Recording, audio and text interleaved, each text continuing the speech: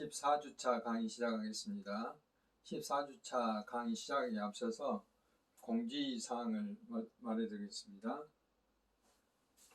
기말고사 안내인데요.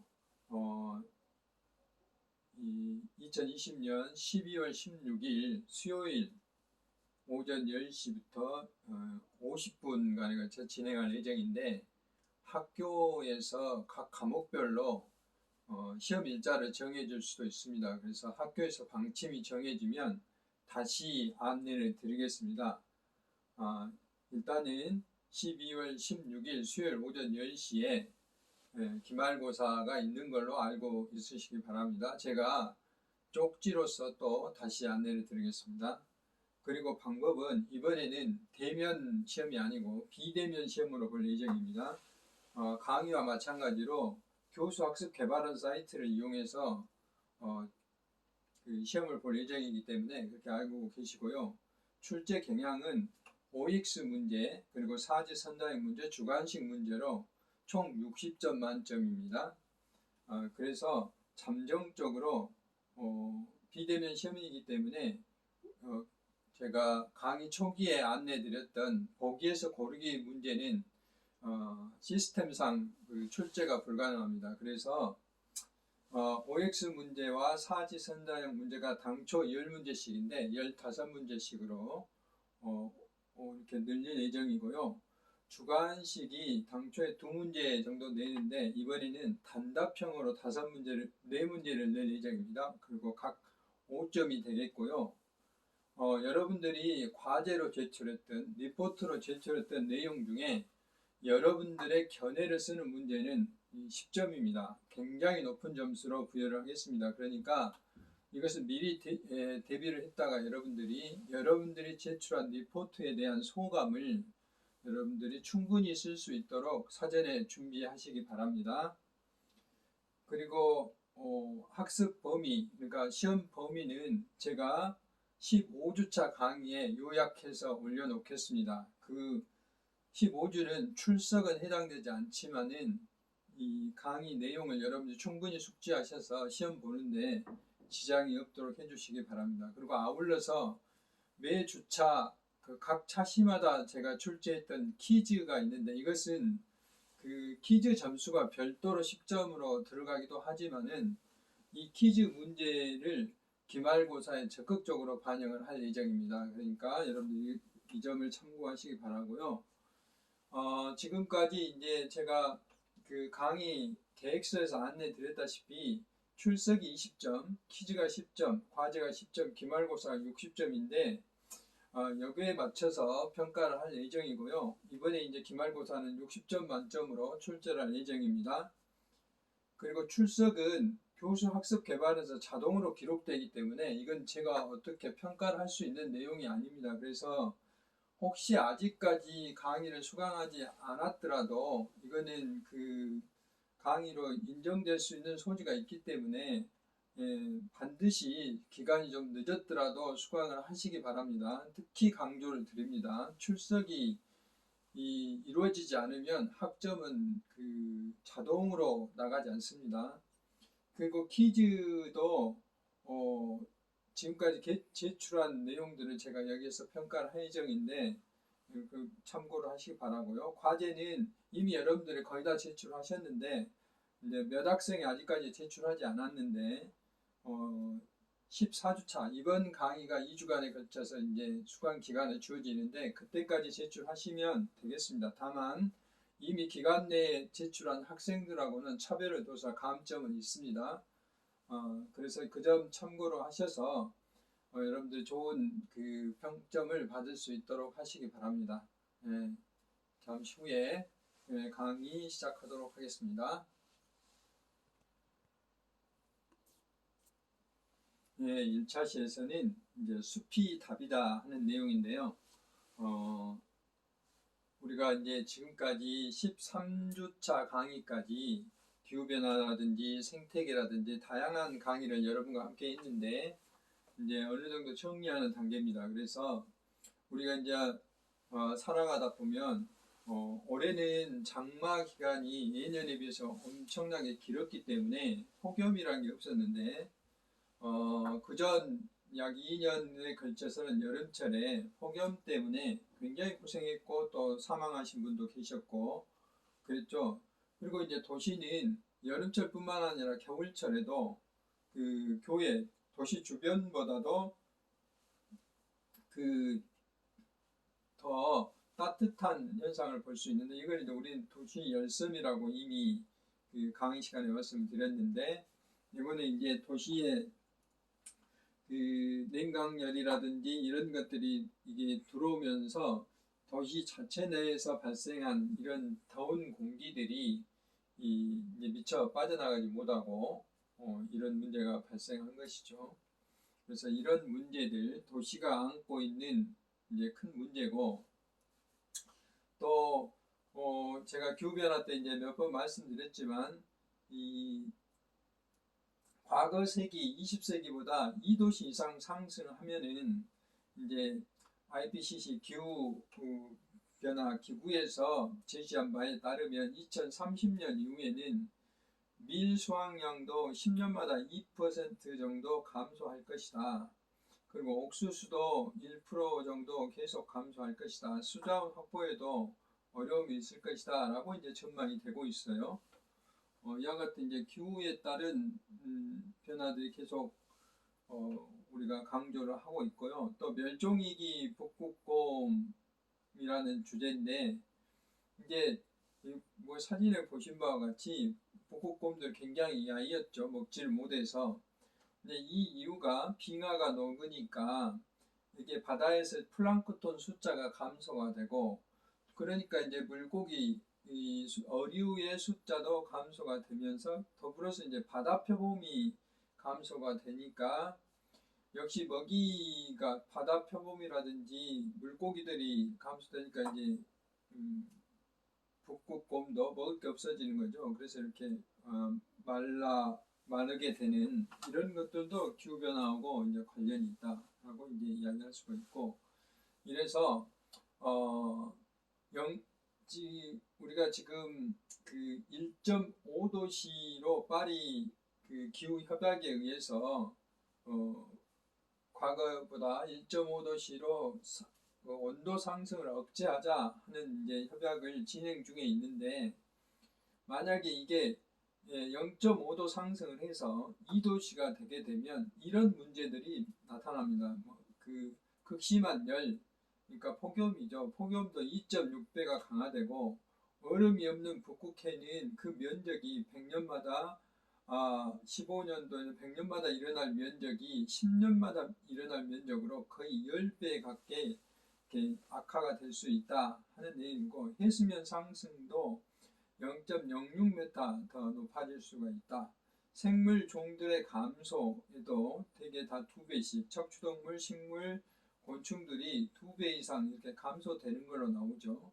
생태계, 그 다음에 작물의 면적, 산호초업 전부 다 0.5도씩 불과 지구의 평균 기온이 0.5도씩 상승되는데도 불구하고 이렇게 굉장히 데이터상으로 악화되게 전망이 나오고 있거든요. 그래서 우리가 기후변화를 지금이 이제 기후위기라고 그럽니다. 왜냐하면 이미 그 변화에 대비하는 계획하는 수준이 아닙니다. 이제 현재 실제 상황이기 때문에 이런 것도 우리가 실감을 해야 된다는 내용이죠.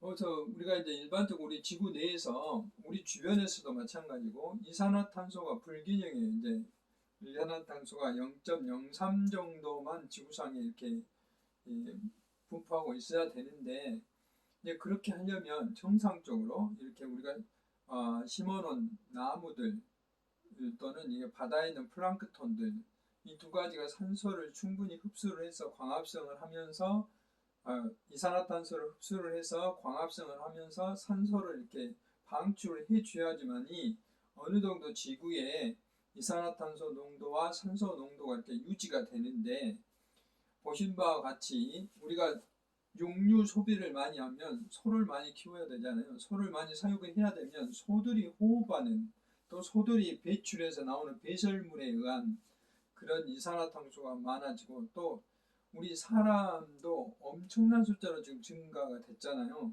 그러므로 인해서 사람의 호흡에 대한 영향, 그 다음에 각종 동물의 사체, 식물도 또 자체적으로 호흡도 하기도 하거든요. 식물이 또 죽었고 식물을 태우면서 나오는 이산화탄소. 가장 문제는 이제 밑에 있는 우리가 공장을 가동하면서 발전소, 석탄 발전소, 석유, 휘발유 이런 화석 연료를 사용함으로 인해서 나오는 이산화탄소 양을 무시할 수가 없죠. 그래서 이게 우리가 그 흡수한 만큼 또 배출을 해야 되는데 이게 이제 탄소 중립이라고 그랬죠. 이 정도만 배출해야 지구가 정상적으로 돌아가는데 흡수는 적게 하고 배출을 많이 하기 때문에 이게 불균형이 일어나서 현재 기후변화의 큰 원인이 되고 있죠. 그래서 이런 기후변화를 이제 완화시키는데 지금 뭐 가장 좋은 수단이 나무를 많이 심는 거죠. 숲이 또는 도시 숲이 얼마나 많이 있느냐에 따라서 굉장히 많은 도움을 받을 수가 있는데 산림과학원에서 평가한 평가에 의하면 우리나라의 산림의 공익기능 평가는 돈으로 따지면 이 221조 원이라고 합니다. 그러니까 엄청난 양이죠. 국민 생산 GDP의 11.7%가 해당됩니다. 우리가 숲을 잘 가꿔 놓음으로 인해서 현재 우리나라는 이렇게 많은 산림으로부터 혜택을 받고 있어요. 이것을 한 사람당 연간 비교해 보면 숲이 우리들한테 428만 원이라는 돈을 주고 있는 거예요. 우리가 느끼지는 못하지만 어떤 방식으로 주냐? 온실가스를 흡수 저장해서 기후변화를 완화하는데 75% 정도를 기여를 하고 있고 또 우리가 이제 산림 경관은 생태적인 기능도 있고 또 아름다움을 보는 기능도 있죠. 이것이 28.4% 정도 되고 토사 유출이라든지 산림 휴양, 수원 함량, 그 다음에 이제 산소를 생산하는 것, 생물 다양성에 기여하는 것, 그 다음에 대기질 개선하는 것, 산림 치유라든지 이런 것들이 열섬 완화 이런 그 다양한 역할들을 산림들이 하고 있어서 우리가 이제 숲을 충분히 보존해야 된다 하는 근거를 이것만 가지고도 알 수가 있죠. 그래서 이제 산림청에서는 숲 가꾸기를 지속적으로 하고 있는데 앞에서 말했던 그런 그 공익적인 가치에 따라서 숲 가꾸기를 하게 되면은 이렇게 경제적으로 목재를 얻는다든지 이런 그 경제적으로도 도움을 받게 되는 거고 그 다음에 이제 특히 온실가스 흡수 능력이 이렇게 가꾸지 않고 무작정 나는 산보다는 어느 정도 가꾸기를 하면은 11% 정도 더 증가된다고 그렇고 그 다음에 이제 우리가 나무를 많이 심으면 그 하천에 강과 하천에 물이 이제 일정한 수준으로 항상 내려오잖아요. 비가 많이 오면 나무들을 타고 나무 뿌리를 타고 물들이 이제 토양 속에 저장돼 있다가 이것이 365일 일정한 간격으로 하천으로 흘러 들어오는데 나무가 없게 되면은 이제 가꾸지 않는 숲은 물이 일시적으로 흘러 내려가 버린 거죠. 이런 문제가 발생하는데 20에서 30% 정도 수원 함량이 이게 늘어납니다. 이렇게 되면서 홍수 저주도 하고 갈수 그러니까 가뭄을 예방하는 그런 그 역할도 하게 되는 거죠. 그리고 이제 물을 맑게 해주는 역할도 하고 그래서 이런 전체적인 역할들을 우리는 녹색댐이라고 그러죠. 그리고 산사태라든지 이런 수해를 방지하는 역할들도 역시 숲을 잘 가꿈으로써 할 수 있습니다. 양쪽에 비교해 보면 숲이 있는 경우는 이렇게 이제 산사태가 일어나지 않는데 숲이 없는 경우는 이제 토양 유실이 일어나서 산사태가 일어날 수 있겠죠. 금년에 이제 그 긴 장마크 때 산사태가 많이 일어난 지역도 이렇게 숲을 개발을 하고 거기를 제대로 복구해내지 않았을 때 이와 같은 이제 문제가 발생하고 있는 것이죠. 그래서 숲이 우리 지구 생태계뿐만 아니라 우리들의 삶에도 굉장히 많은 그런 도움이 되는 영향을 미치고 있다 하는 것을 우리가 여러 가지 과학적인 연구 결과를 통해서 알 수가 있습니다. 이제 다른 측면에서 숲이 우리한테 어떤 효과를 주냐? 이것을 이제 오감 효과라고 부르는데 숲에서 많은 먹거리를 주죠. 산채라든지 버섯이란 열매, 이래서 먹거리 효과, 이게 미각이라고 그렇고, 그다음에 우리가 숲을 가서 뭐 새소리를 듣는다든지 또는 그 나무의 바람 소리 뭐 이런 걸 듣고 계곡의 물소리 이런 거 벌레 소리 이런 거 듣죠. 이런 것도 우리 청각. 그래서 이런 소리를 들으면서 우리는 마음이 차분해지고 그렇죠. 이런 것들이 이제 진정 효과로 눈으로 보는 경관, 아름다움, 또 숲에 가서 꽃도 볼 수 있는 것이고 녹색의 나무 잎도 볼 수 있는 것이죠. 이런 것들을 우리는 시각적인 효과, 그럼으로써 이완을 얻게 되는 겁니다. 그리고 이제 숲에 가면 상쾌한 냄새가 나잖아요. 이제 피톤치드라든지 이런 물질들이 나오기 때문에 또 꽃향기도 나오고 그래서 상쾌한 느낌을 받게 스트레스가 풀린다는 거죠. 그다음에 이제 그 나무를 만져보고 또 낙엽 받는 어떤 촉감을 느껴본다든지 또는 바람의 어떤 느낌을 나는 이런 것들 촉각이죠. 그럼으로써 숲으로부터 이제 감촉 효과도 느낄 수가 있고 이렇게 5가지의 오감 효과를 숲에 가면 느낄 수 있다는 것이죠. 그래서 이제 이런 전체적인 숲뿐만 아니라 도시 숲도 이제 중요합니다. 우리가 이제 날마다 산으로 갈 수 없기 때문에 우리 주변에 잠깐 나가면 공원이 있어서 숲을 느낄 수 있는 공간들을 많이 만들어야 됩니다. 그게 이제 우리나라가 다른 나라하고 비교해 봤을 때 런던이라든 뉴욕이라든 이런 데에 비해서 크게 뒤지죠. 파리에 비해서도 뒤지고 우리나라의 도시 숲의 그 평균은 9.91 제곱미터 정도 되는데 세계 보건기구의 권장 기준이 9예요. 그러니까 전체적으로는 여기에 이제 겨우 수준을 맞출 수 있는데 도시로 가면은 서울이 5.36밖에 안 됩니다. 그렇기 때문에 이 다른 그 나라의 런던이나 뉴욕이나 파리에 비해서 현저히 낮죠. 그래서 우리가 이제 이쪽 분야에 좀 더 신경을 써야 된다는 거죠. 그래서 숲이 주는 이런 여러 가지 역할, 스트레스를 해소하는 호르몬이라든지 또는 면역력을 높이는 NK 세포를 증가시킨다든지 그 다음에 노화 방지에 도움을 주는 항산화효소 같은 게 증가된다는 이런 것들이 이제 산림과학원을 통해서 이미 다 밝혀져 있기 때문에 그렇습니다. 우리가 숲에 왜 가냐면 이런 걸 느끼기 때문에 가죠. 숲에 가면 스트레스가 풀리고 또 면역력이 높아지고 또 이제 노화도 방지해주고 이런 것들이 실질적으로 과학적으로 입증이 됐기 때문에 우리가 숲을 잘 가꿔야 되고 멀리 갈 수 없기 때문에 도시숲을 우리가 어느 정도 잘 갖춰야 된다 하는 것이죠. 도시숲은 이제 아까 그런 스트레스라든지 이런 감각적인 역할뿐만 아니라 요즘 문제가 되고 있는 미세먼지 제거 효과에도 탁월한 효과가 있어요. 실제로 이제 도시숲의 나무들에 의한 미세먼지의 그 흡수 효과를 보면은 이렇게 미세먼지 25.6%, 초미세먼지는 40.9% 정도를 저감한다고 그렇게 밝혀져 있고 나무 한 그루가 연간 미세먼지 흡수량의 35.7g을 제거를 하는데 나무 47그루는 1680g이 돼서 우리가 경유차 한 대를 한 대가 내뿜는 미세먼지를 흡수한다고 그럽니다. 그러니까 나무를 많이 심으면 그만큼 미세먼지라든지 또는 앞에서 설명했던 온실가스, 이산화탄소를 흡수 저장함으로써 기후변화라든지 미세먼지에 굉장히 많은 역할을 할 수 있다 하는 것을 알 수가 있고요. 또 그것뿐만 아니라 지금 여기서 좌측과 우측을 본 바와 같이 좌측은 이렇게 빌딩이 집단으로 이렇게 밀집되어 있는 경우하고 빌딩 사이에 이렇게 도시숲을 조성해서 바람길을 만들어주면 미세먼지뿐만 아니라 도시 열섬까지 완화시켜주는 이런 역할들을 하거든요. 그래서 도시숲이 이만큼 큰 역할을 할 수 있다. 그래서 우리가 이런 쪽에 좀 더 관심을 많이 가져야 된다는 것을 알 수가 있습니다.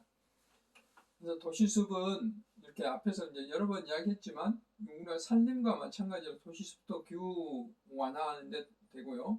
또 소음, 차량이라든지 이런 쪽을 차단함으로써 소음하는 것, 제가 뒤에서 조금 이따 이제 실제로 제가 연구한 결과를 보여드릴 텐데, 이렇게 소음도 감소시키고 당연히 대기도 정화시키고 또 우리가 이제 공원에 가서 쉴 수 있도록 해주죠. 뭐 뉴욕 센트럴 파크 같은 경우 세계적으로 유명한 공원이 됐잖아요. 거기도 이제 인위적으로 조성한 공원인데도 불구하고, 그래서 이제 광주도 뭐 중앙공원이라든지 이런 쪽이 이렇게 숲을 보존하면서 이렇게 도시숲으로 잘 조성이 되면은 그만큼 유리한 도시 환경을 조성할 수 있다 이렇게 생각합니다.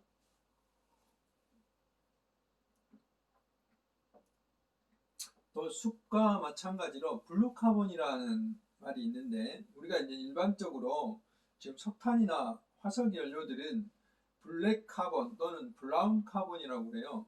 그러니까 우리가 자동차를 이렇게 움직이고 그 자동차 배기가스가 나오죠. 이런 때 나오는 먼지 입자들을 우리는 블랙 카본, 검댕이라고 그러죠. 블랙 카본이라고 그렇고, 그 다음에 이런 석탄이나 석유를 떼면서 나오는 그 연소로 나오는 이산화탄소 같은 온실가스 이런 것들을 브라운 카본이라고 해요. 우리가 원하는 카본인 그 탄소는 그린 카본이죠.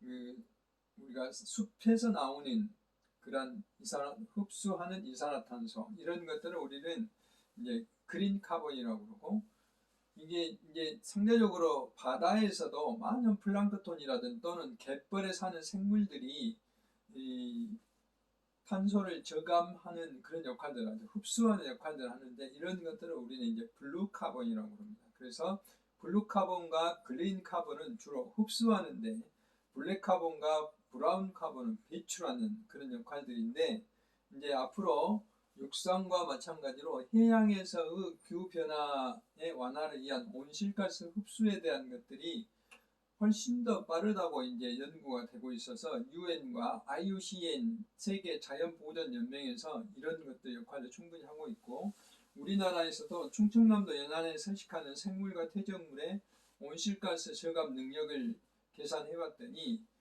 갯벌과 해조류, 폐류 이런 데서 총 6만 2천 톤에 가까운 그 온실가스 이산화탄소를 흡수한다 하는 연구 결과가 있었어요. 그래서 이런 것들을 우리가 이제 앞으로 좀 더 눈여겨봐야 될 내용이다라고 이제 생각을 합니다. 그럼 이제 제가 연구한 결과를 말씀을 좀 드리면, 광주에는 과거에 이제 그 광주역에서 광주대학교 인근에 있는 효천역까지의 구철도가 있었어요. 과거에는 그쪽으로 철로가 다녔죠.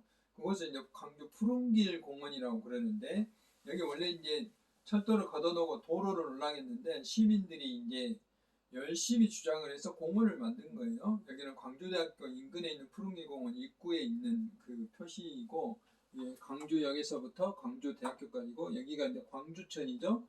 그리고 여기 백운 이제 광장을 지나면은 이쪽은 차가 안 다니는 길이고, 또 여기 조선대학교에서부터 광주역까지는 또 차가 안 다니는 길이고, 여기는 이제 도로 인근에 위치하고 있어요.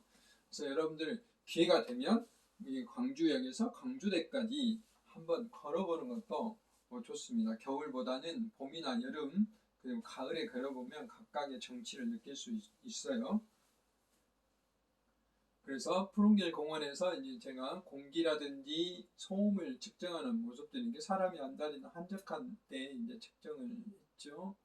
그래서 봤더니 온도는 그 푸른길 공원 쪽에서도 이제 각각 차이가 나지만 대개 한 2도 내지 4도 정도 도시숲에서 보여주는 전형적인 모습들을 보여줬어요. 그만큼 도시 열섬 완화에 기여를 하고 있고, 소음도 이쪽에서 5에서 28데시벨 정도 이렇게 그냥 일반 도로변보다는 훨씬 더 낮게 이렇게 차이가 났다 하는 것을 알 수가 있었고요. 또 비록 이제 조경수긴 하지만 느티나무나 이런 그 화초류, 범부채나 비비추 이런 화초류들이 잘 자라고 관리가 잘 되고 있었다 하는 것을 알 수가 있고요.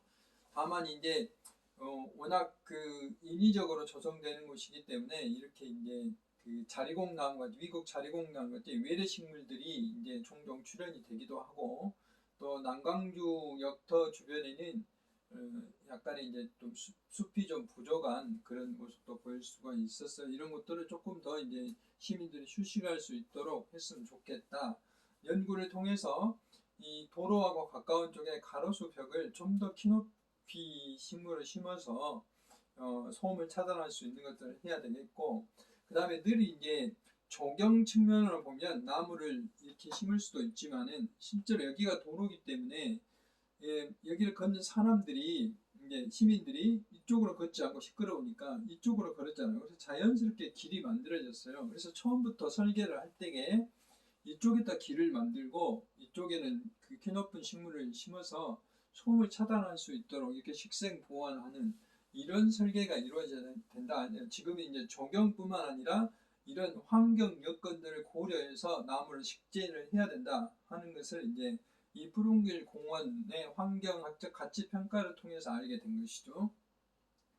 그리고 이제 여기 주변에는 이런 물이 흐르는 공간들도 있는데 이런 공간들을 조금 더 실질적으로 물이 이제 도시 열섬 완화라든지 또 시민들의 시원한 그 느낌을 느낄 수 있도록 우리 주변에 있는 지하수 같은 것을 연계를 시켜서 만들면 훨씬 더 좋겠다 하는 생각입니다. 그다음에 이제 우리 광주의 자랑인 무등산 숲이 있는데 여기에 이제 각 지역마다 이렇게 삼나무 숲이 일수원지가 있는데요. 여기는 정심사 입구 그 버스 정류장 왼쪽에 있어요. 여기 한번 가보시기 바랍니다. 여기는 굉장히 많은 양의 피톤치드를 보유하고 있고 그 배출하고 있기 때문에 굉장히 건강한 산책길이 될 수 있고 나머지는 여러분들이 이제 무등산을 잘 알 수 있기 때문에 이 정도로 설명을 마치겠는데 되게 이제 무등 그 산장이라고 하죠. 원효 계곡 쪽에서 그 토끼봉 있는 쪽까지 여러분들이 쭉 한번 걸어보면은 여기는 이제 굉장히 완만한 그 도로이기 때문에 큰 어려움이 없습니다. 그래서 이런 것도 기회가 되면 한 번씩 방문해서 오늘 강의한 숲의 여러 가지 힐링, 그 치유의 효과 이런 것들을 느껴보시기 바랍니다. 그래서 제가 이제 이 무등산에서 느꼈던 내용, 특히 여름철에 무등산이 이제 이런 앞에서 제가 설명했던 숲의 어떤 기능들을 그대로 다 보여주고 있어서 무등산은 천연 에어컨이다라는 주제로 제가 신문에 이 글을 한번 쓴 적이 있는데 이만큼 이제 숲이 굉장히 많은 역할을 한다 하는 것들을 내용 읽어보시면 되겠습니다. 수고하셨고요. 쉬었다가 2차 시에서 보도록 하겠습니다.